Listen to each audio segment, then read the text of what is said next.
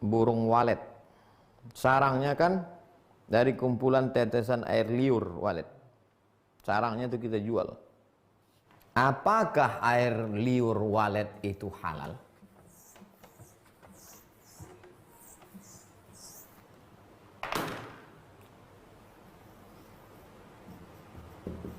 Air liur walet halal atau haram? Alasan yang pertama, at-tawafun, hewan yang lalu lalang. Tawafun, hewan yang lalu lalang, maksudnya kucing. Kalau ada air minum, tutupnya terbuka, datang kucing menjilat, bolehkah bekas kucing itu kita minum? Boleh. Karena kata Nabi, kalau tawafun lalu menjilat air minum kamu, tak apa-apa. Beda kalau anjing. Idza walagal kalbu fi ina'i ahadikum, kalau ada anjing menjulurkan lidahnya ke dalam tempat air minum kamu, fa ahriquhu, tumpahkan semua bekasnya itu, dibasuh dengan air 7 kali, 1 kali bercampur air tanah. Tapi kalau dijilat kucing, halal air itu diminum. Itulah dalil yang pertama mengatakan air liur walet ini halal. Satu. Dalil yang kedua, waktu Nabi sedang khutbah di padang Arafah. Waktu Nabi sedang khutbah, datanglah onta menjilat. Onta itu kalau berbuih itu mulut onta itu kiri kanan. Jangan kan mulut onta, mulut kita pun berbuih. Waktu Nabi sedang ceramah di padang Arafah itu, dijilat onta baju jubah Nabi itu. Basah bekas air liurnya. Nabi tidak mengganti bajunya waktu sholat. Kain, tak mengganti kainnya waktu sholat. Itu menunjukkan air liur onta tidak najis, halal.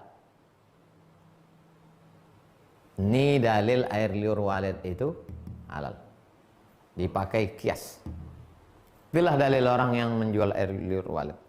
Tapi ada ustaz kami mengatakan air liur walet itu haram, Pak Ustaz.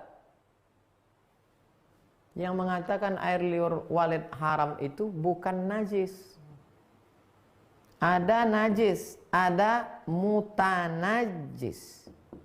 Najis itu asli najis. Najis asli. Air kencing. Asli najis.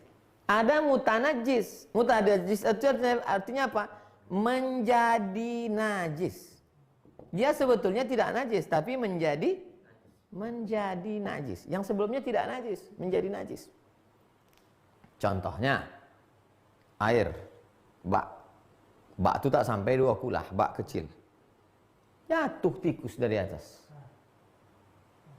Berkelahi tikus, rebutan sembako. Jatuh ke bawah. Jatuh, mati. Air tadi itu bukan najis, karena bukan air kencing, tapi mutanajis, menjadi najis karena jatuhnya tikus. Apakah semua air itu jadi najis? Semua air itu jadi najis. Tapi ada yang mutanajis, tidak semuanya. Jatuhnya ke mentega. Mau hari raya, Lailatul Bakar, bukan Lailatul Qadar.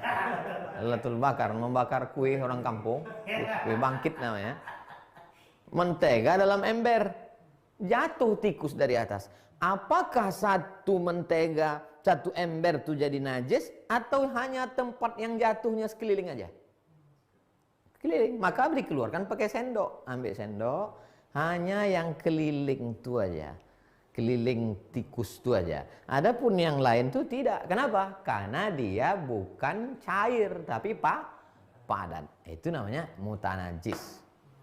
Nah, kenapa ada ustadz mengatakan air liur walet ini mutanajis?